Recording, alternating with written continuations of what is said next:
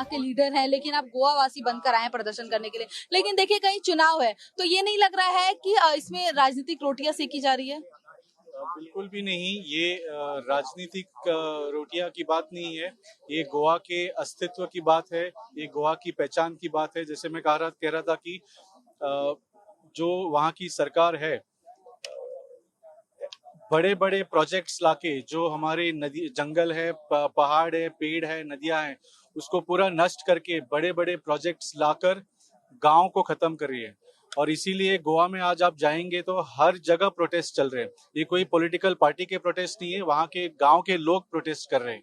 और इस हालात में भारतीय जनता पार्टी की सरकार ने क्या करना चाहिए था?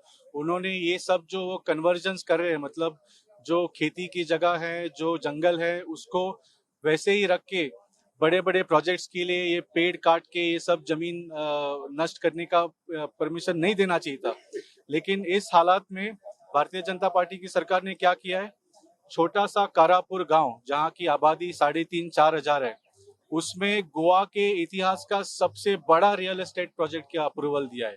सबसे बड़ा, मतलब बीच में एक इंटरप्ट वो करना चाहूंगी कि देखिए गोवा में चुनाव है, चुनाव से पहले जिस तरीके से बात की जाए कि लोग प्रदर्शन करने के लिए पहुंच चुके हैं, वहीं देखिए लोगों का मानना है कि जो चीज गोवा में नहीं सुनी गई वो अब दिल्ली में सुनी जाएगी, इसीलिए लोग आए हैं।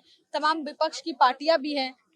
तो देखिए अब कहना होगा कि लोग तो पहुंच गए, लेकिन क्या लगता है कि सरकार तक जो आप लोग बात पहुंचाना चाहते हैं, क्योंकि अब देखिए विपक्ष पे भी कई सवाल खड़ा हो रहा है कि विपक्ष बस एक मौका खोजती है उसमें, और गोवा के डेवलपमेंट की बात की जा रही है, तो क्या लगता है कि इससे गोवा का डेवलपमेंट में सहयोग नहीं होगा? अगर ऐसे प्रोजेक्ट आते लोगों को रोजगार मिलेगा। जिस तरह से बीजेपी की सरकार काम कर रही है, उसको डेवलपमेंट नहीं, उसको डिस्ट्रक्शन कहना पड़ेगा।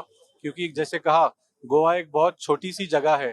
पूरे भारत के लोगों के लिए वहाँ घर बन नहीं सकते, वो मुमकिन ही नहीं है। गोवा जिस जिस प्राकृतिक सौंदर्य के लिए, जिस शांतिपूर्वक वातावरण के लिए लोग वहाँ रहने को आएंगे, वही सब नष्ट हो जाएगा अगर इतने फ्लैट्स बन गए। जैसे मैं कह रहा था, 3,500 की आबादी के गांव में 15,000 लोगों के लिए घर बनाए जा रहे हैं। आप सोच सकते हैं उस गांव का क्या होगा? वो गांव तो खत्म हो जाएगा।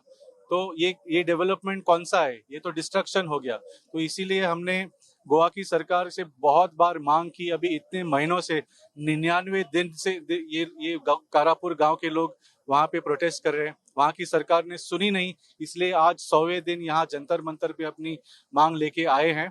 और हमारी आशा है कि केंद्र सरकार, एटलीस्ट जो दूसरी इंजन है बीजेपी की, वो सुनेंगी, वो उनको कुछ अपनी बात सुनने का मौका रखेंगे। और इस, जैसे मैंने कहा, ये चुनाव से कुछ लेना देना नहीं है। ये काफी दिन से लोग प्रोटेस्ट कर रहे हैं। इसके पहले भी बहुत प्रोटेस्ट हो चुके हैं गोवा में, और आगे भी प्रोटेस्ट चालू हो रहे हैं। क्योंकि ये सरकार जो है वो सिर्फ गोवा के जमीन को और गोवा के कल्चर को खत्म करना चाहती है।